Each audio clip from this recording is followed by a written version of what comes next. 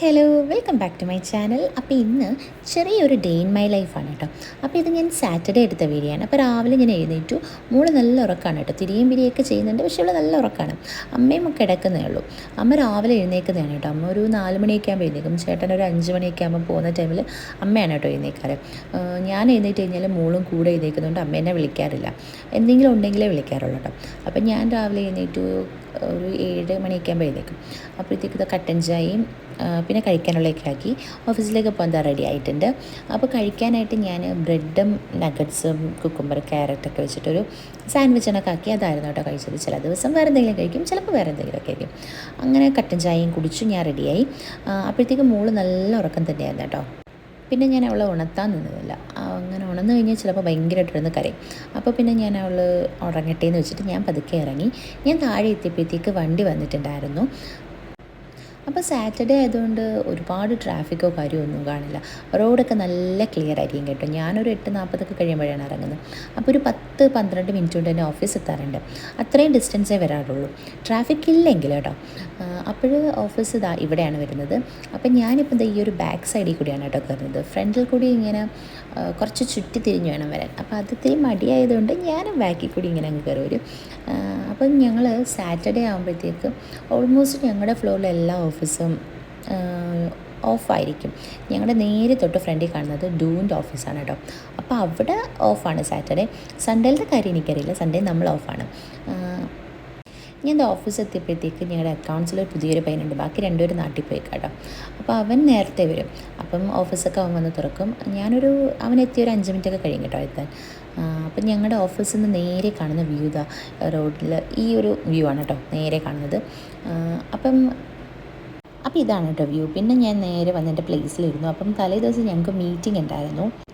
അപ്പോൾ മീറ്റിംഗ് കഴിഞ്ഞപ്പോഴത്തേക്ക് കുറച്ച് ലേറ്റ് ആയിട്ടാണ്. അപ്പോൾ ഞാൻ ഇറങ്ങുന്ന സമയമായതുകൊണ്ട് തന്നെ പേപ്പറും കാര്യമെല്ലാം കൊണ്ടുവന്ന് ടേബിളിൽ വെച്ചിട്ട് ഞാൻ പെട്ടെന്ന് ഇറങ്ങുകയാണ് കേട്ടോ തലേന്ന് ചെയ്ത്.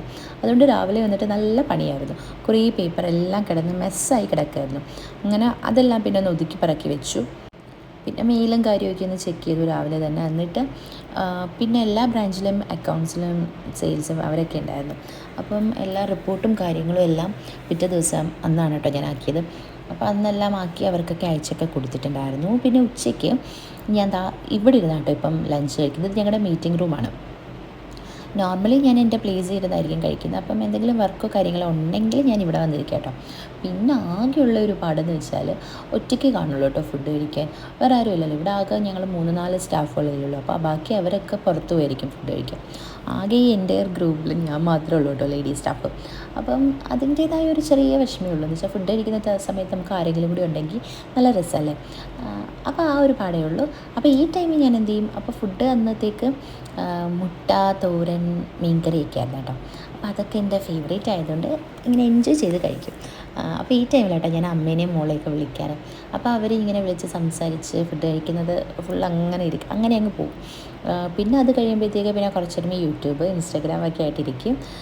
അത് കഴിഞ്ഞിട്ട് ഞാൻ കുറച്ചൊന്ന് പുറത്തൊന്ന് അങ്ങോട്ടും ഇങ്ങോട്ടൊക്കെ നടക്കും കേട്ടോ. വേറെ പണിയൊന്നും കാണില്ല ലഞ്ച് ടൈമിൽ. പിന്നെ വൈകിട്ടായപ്പോഴത്തേക്ക് ഒരു 5:45 കഴിയുമ്പോഴത്തേക്ക് ഓൾമോസ്റ്റ് ഞാൻ സെറ്റായിരിക്കും കേട്ടോ പോകാനായിട്ട്. അപ്പോൾ പിറ്റേന്ന് ഓഫായതുകൊണ്ട് തന്നെ കുറച്ച് സന്തോഷമായിരിക്കുമല്ലോ. അങ്ങനെ 6 മണിയാകുമ്പോഴത്തേക്ക് തന്നെ സിസ്റ്റമൊക്കെ ജസ്റ്റ് അങ്ങ് ക്ലോസ് ആക്കി പതുക്കെ ഇറങ്ങിയിട്ടുണ്ടായിരുന്നു. അപ്പോൾ അന്ന് ഇറങ്ങിയപ്പം 6 മണി കഴിയുമ്പോഴത്തേക്ക് ഇപ്പോൾ നല്ല ഇരുട്ടാവും കേട്ടോ. നല്ല തണുപ്പാണ് ഇപ്പോൾ പുറത്ത്. ക്ലൈമറ്റൊക്കെ നന്നായിട്ട് ചേഞ്ച് ആയതുകൊണ്ട് നല്ല തണുപ്പാണ്.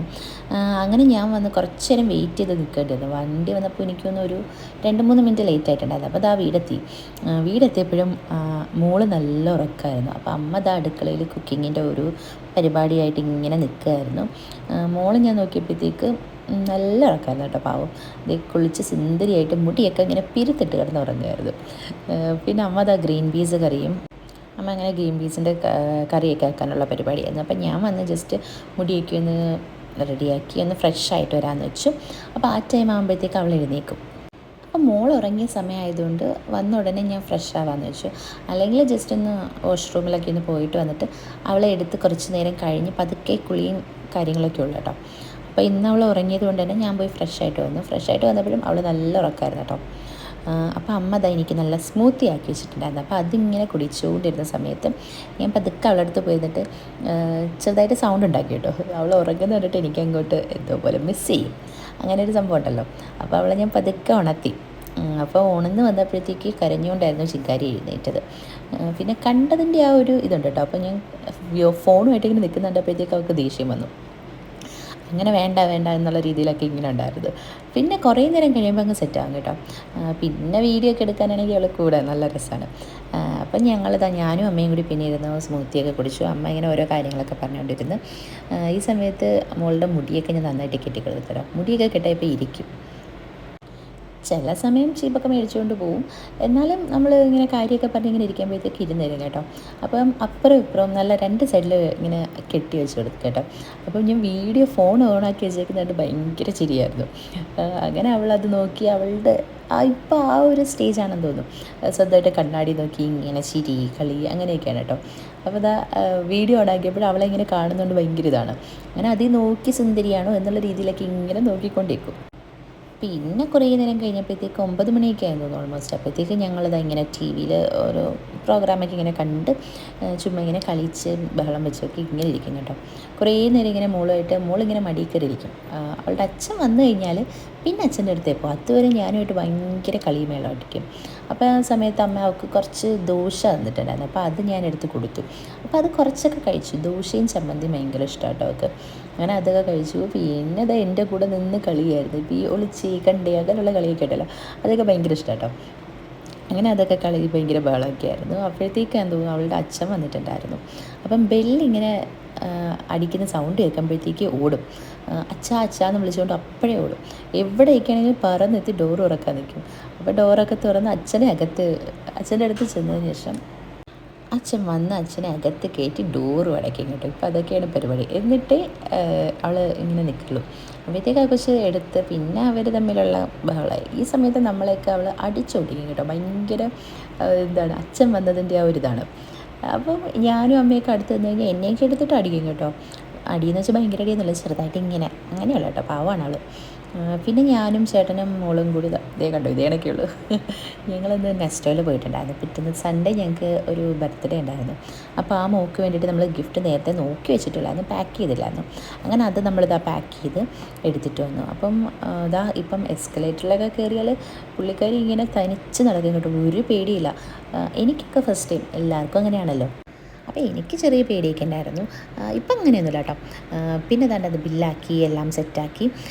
അപ്പം സമയം എത്രയാണെന്നറിയോ? ഈ സമയം ഒരു 12:30 കേട്ടോ നമ്മൾ ഈ നെസ്റ്റിൽ നിൽക്കുന്നത്. രാത്രിയാണ്. അങ്ങനെ അതൊക്കെ ബില്ലാക്കി നേരെ റൂമിലെത്തി ഫുഡൊക്കെ കഴിച്ചു. പിന്നെ മോളെ ഒന്ന് ഡ്രസ്സ് ചെയ്ത് എല്ലാം റെഡിയാക്കി. അപ്പോൾ അങ്ങനെയൊക്കെയായിരുന്നു കേട്ടോ ഒരു ദിവസം കഴിയുന്നത്. അപ്പോൾ അത്രയേ ഉള്ളൂ. ടാറ്റാ.